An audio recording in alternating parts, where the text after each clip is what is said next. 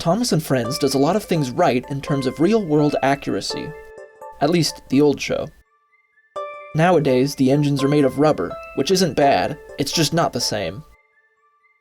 The buildings, rolling stock, and environments all look like things that could exist in the real world. But there's one thing that sticks out to me as being out of place. The snowplows. Even though the winter episodes are some of the best ones, these snowplow designs are not very good. But how bad are they really?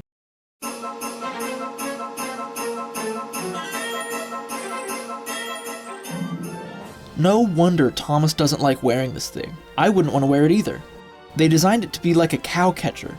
The snow can go in between the gaps, or just get stuck on the plow, making it really heavy. This isn't just a problem for him. Percy, Hero, Duck, Edward, and Oliver have all been seen using this design of plow, and I'm sure they hate it also. They made Thomas's second plow flat, which makes it miles ahead of the last one. I'd say it works well, but in its only episode, it breaks, so still not very good. Even so, it became the design used on the take-along and wooden railway models, so it's at least recognizable as a plow, or just easier to produce for a toy.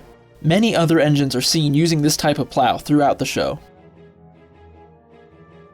This is maybe the worst of them all. It looks like it's supposed to be a snow shovel, and maybe it is. We never see it in action, I don't think. This kind of plow is only good if there's a lip at the top that curls the snow back down. Maybe they have hydraulic controls like Terrence, and they can pick up the snow and throw it to the... Never mind. They even know it's bad. The biggest issue with a lot of these is unique to the Thomas cast, and wouldn't apply to real-life steam engines. The snow off the plow would go right into their faces.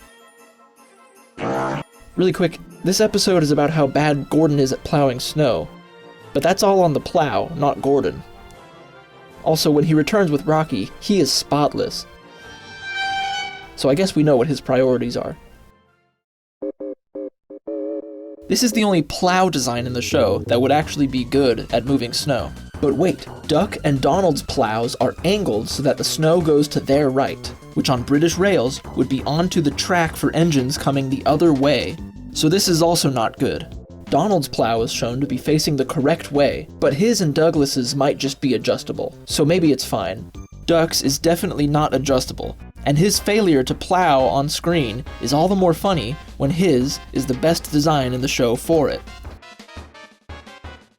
So I guess the design of Thomas's blue plow is from the Railway series, but only for one illustration. Later, it's a more realistic design, which I like. All of the other engines use this plow, which is the most usable plow in the franchise. Well, everyone except Duck. His is the same as Thomas's bad one. I don't know why. Finally, something good. Dustin, Gordon's snow machine, and all of these Japanese snowblowers are actually going to do something to the snow. They are based on real-life snow-blowing machines, so it makes sense that they're good at moving snow. Right now I'm working on the Christmas episode of my own show, but my Winter Wonderland Thomas is missing his plow, so I don't have a way to clear the snow. Unless... Let's go to the 3D modeling world! I do want to make a video about how to 3D model, but that is too much for right now, so subscribe if you want to see that later. I'm using my favorite dial calipers to get measurements of the front end of the wooden railway engines, and Fusion 360 to design new plows for everyone. I'm using the free non-commercial version, so I'm not able to make any money on my models or this video, but I wasn't planning on it. I've designed 4 different plows so we can test them against each other. First is a simple wedge plow, like Thomas's second plow. Let's call it the push plow. Very simple. 2 sketches, a loft, a cut or 2, a logo, and there we go. The second design is like the first one, but with sort of a face shield for the engine using the plow. This one is designed to put snow directly in their eyes, but they do still need to see. I think this looks really cool, but I understand why someone animating a kids show wouldn't want to do this. Same as the first, but with an extra loft for the face cover. My third design is based on Duck's plow. Let's call it the curl plow. The curves here are achieved with the sketch on either side and a loft between them. As my railway is right-hand drive, the snow is thrown to the right. Finally, a more realistic, big double-curling wedge plow, or what's called a bucker plow. Bucker plows are usually built as unique rolling stock, but I want to add mine to a cargo car, so I extrude, cut, and loft myself a nice plow. I wanted to add an extra piece to hold onto the cargo car edge, but it would be harder to print, so I tried first without. Speaking of printing,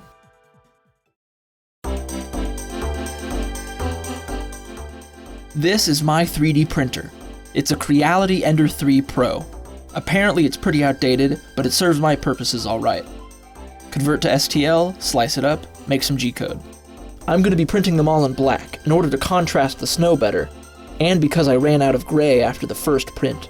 Push Plow A was printed upright, which made the hole a little wonky, but using a reaming tool can sort that out. Push Plow B was printed on its back, with supports in the magnet hole. All of the plows are just held on by friction, which is nice to not need magnets, but it means it only works on the engines with this exact size magnet, but that's fine. The curl plow was printed on its left side for the curve to print without needing supports.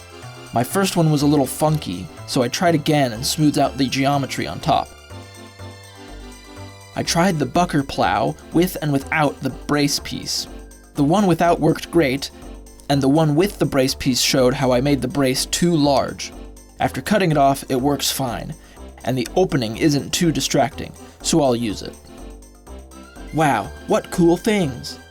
I'll upload my files onto Thingiverse for free, so go and check them out and print them for yourselves. Now, let's see how well these things work.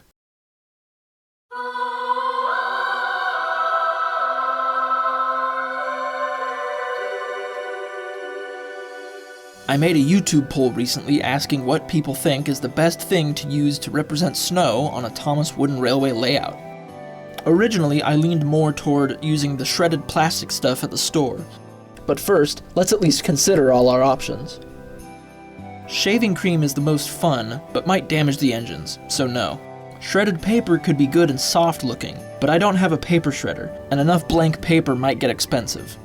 Flour and sugar have the special ability of getting infested with bugs or mold, so maybe not them. The plastic stuff, or frosty snow, looks very nice, but these flakes are huge, way out of scale for Thomas Wooden Railway. There is probably a smaller variety out there, but this is what Walmart had, so it'll have to do. It also likes to stay together when being plowed. It's still probably what I'll use for my Christmas special, but I won't be happy. The early show used what looks like cornstarch, or maybe baby powder, I'm not sure. It could really be any sort of white powder in the kitchen. I also have what the store calls buffalo snow. It's great background material, but when putting tracks on it, they tended to come apart. Also, it might attract critters, so be careful. For today, I'm going to be using two things to test out the plows: salt and snow.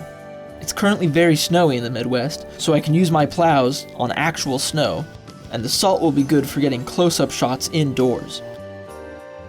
Instead of telling you how each one performs, I'm just going to quit talking and show you how well they work.